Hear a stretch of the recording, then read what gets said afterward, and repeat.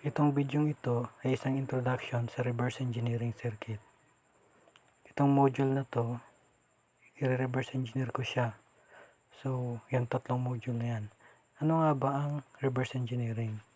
Ang reverse engineering ay isang proseso ng pag-analyze at pagdadissect ng isang existing na circuit design.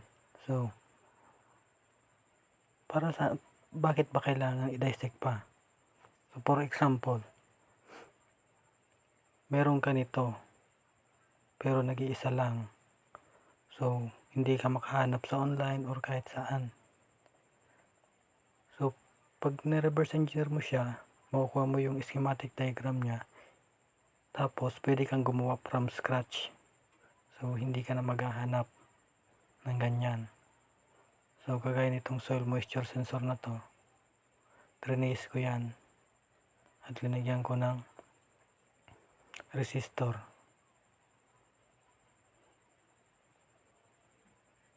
So, ang kahalaga ng reverse engineer is makukuha mo yung mismong schematic diagram niya. So, yan, Arduino yan. Trinace ko din yan. Kung saan nakakonect ang bawat isang pin. Matagal na ako nag-reverse engineer pero kadalasan ang ginagawa ko lang yung mga maliliit na module kasi minsan mahirap din kumuha or maghanap ng mga parts. Tulad niyan, pinalitan ko yung SMD na transistor niya. Pinalitan ko ng dip pero nakapatong siya sa board. Ito, trinace ko din yan.